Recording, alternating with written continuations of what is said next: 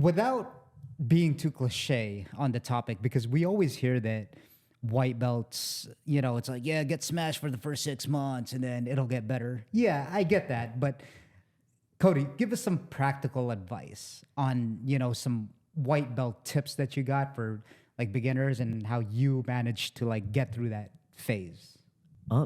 Mat time. Get on the mat as much as you can, and try and find an upper belt that's willing to take you under their wing and kind of either show up before practice, stay after practice with you, and show you the ropes a little bit. I had a few people at my old gym and even at Syndicate that kind of do that for me now, and I'm a purple belt. Yeah. So always look above the ladder to gain that knowledge that you want. Yeah, because white belt, you're gonna get smashed. Even at blue belt, you're gonna get smashed. It sucks. Everybody's gonna go through it. But the more mat time, the more you can get caught in those positions, the more you're gonna get smashed. And eventually, there's gonna be a light bulb that goes off that my arm goes in a guard for a triangle. Nope, posture up. I'm not gonna do that. Yeah, I think anyone that's gotten good at like any skill, like even if it's not jiu-jitsu, if it's working out or painting or stuff like that, you're obviously going to suck at first, and that's a cliche within itself. But I don't know if people could withstand the sucking. You know what I'm saying? Like a lot of people can't withstand like, oh my God, just getting beat up or just like they get frustrated, say if they're like painting or something. It's like, oh my goodness, dude, like I'm never gonna get good at this. They get really discouraged. See it all the time. Big, strong guys come into the gym and they look like Dwayne "The Rock" Johnson, and my 160-pound ass rolls them up, and I never see him again. Yeah. So most people can't embrace that. It's an ego thing. Their ego gets burst by this 5'7", 160-pound guy, and they're like, whoa, I don't know if I like this. This isn't for me. Yeah. How do you think you get over that, man? Especially when you're first starting off, about the ego checking thing, when you've never been, it's kind of like when someone gets into a fight and then they have it planted in their head that since they're like a guy and then they watch all these movies on it, it's like, how hard could it be? And then they see red. And then what would you advise someone doing jits that still doesn't have that ego in check? Kind of just got to get over it. I mean, because it's either you're going to check it yourself or you're going to get greenlit at the gym, and the gym is going to do it for you. And whether you stick around after being greenlit and you're like, okay, I think the alternative's better, right? Sorry to cut you off, but then the alternative's better, because if you get greenlit at the gym, that's just a terrible experience. Yeah. Right? Like, it's an option. But that's just like, okay, what the Not fuck? to say that I don't like green lighting people. I've been a part of it. It's kind of fun. But you got to check it yourself, else people are going to check it for you. Just realize that you know nothing. You're going to go in there. You're going to get beat up by a smaller guy, a female. I love watching that when you have people like Courtney go in there and roll up these guys that Heart's a dog, dude. And they're like, whoa, a 115-pound female should not be able to do that to me.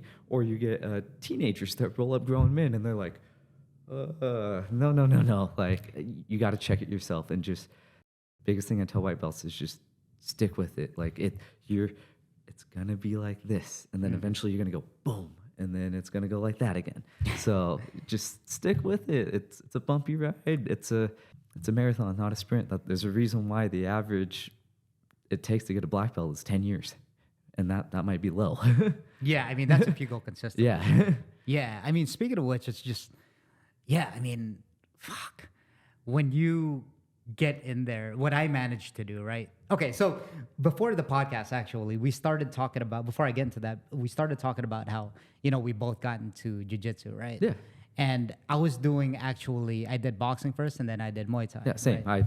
I thought jiu-jitsu was dumb. I mean, it's just, I thought it was like a little bit weird. You know what I mean? It's like you're grabbing people I've never, kind of grappled. When I was watching UFC, when I first started watching it, it was what they call prime Conor era. It was Conor was going in there, knocking everybody out. I was like, whoa, what is that? So that's when I started my mixed martial arts journey was watching Connor and John Jones come up.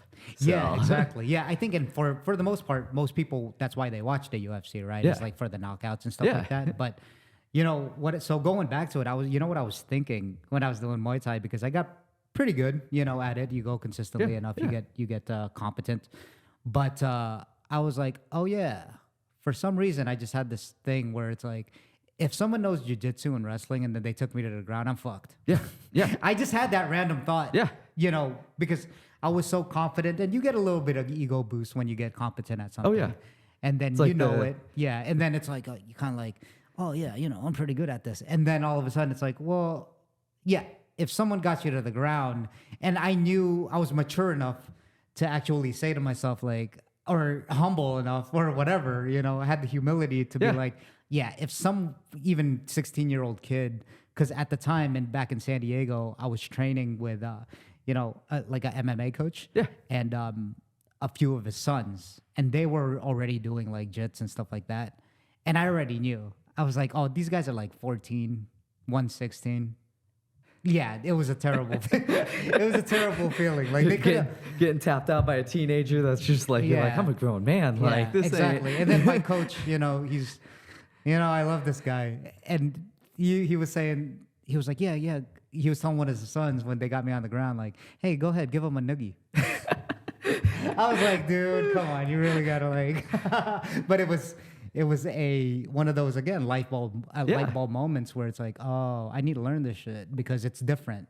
It's different from striking. There's a lot of similarities between striking and jiu-jitsu, but it's different. Yeah. It's different. It's like what me and Jerry were talking about, you know, when he was here. It's like, you know, you feint. In jiu-jitsu, you feint too, because you have to like go here and then Yep. come around and then chain it together, right? Yep. That's striking too. You That's gotta the feint difference and- between us and the black belts is they chain everything together. Right, exactly. That's a great point, right? Yeah. And yeah, man. So what about you, man? How'd you start? You know? Talk about your journey about like when you started, and again going back to it, because I don't think we gave enough tips on being smashed as a white belt and going through it. Yeah, talk to me about your experiences. I got a few white belt stories. The first one was getting ego checked in an MMA sparring session back at my old gym in California.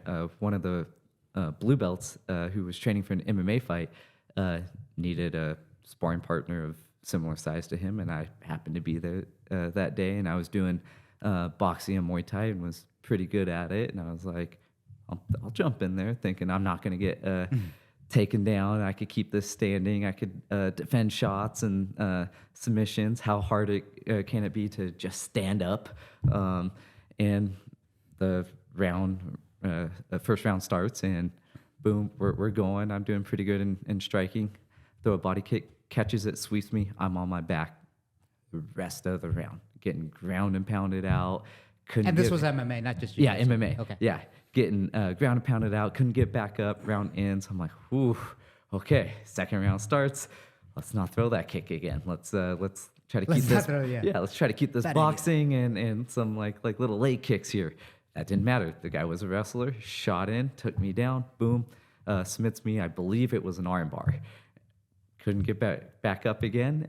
And then third round, took me down again. Arm triangled me. I was like, dude, what is this shit? Like, I'm getting beat up. And the jiu-jitsu coach there at the time was like, hey, buddy, you know, he's Brazilian. I can't do a Brazilian accent. Yeah, don't try, please. Yeah. Shout out Gabe. He goes, you need to come to jiu-jitsu. I was like, you know what? I think you're right. And the next day I was there. I still remember the day I started jiu-jitsu, February 5th, 2018. Yeah. So that happened February 4th. Yeah. I think everyone has their own why on, you know, we just said a few of them. Everyone has their own why on doing what they do, right? For me, I think it was just so primal since I already kind of, like I said, been competent in like the quote unquote stand-up game when it comes to boxing and kickboxing. Still have a lot to learn, obviously. That's why we still go. But I think it was just such a primitive thing for me to like need to understand, right?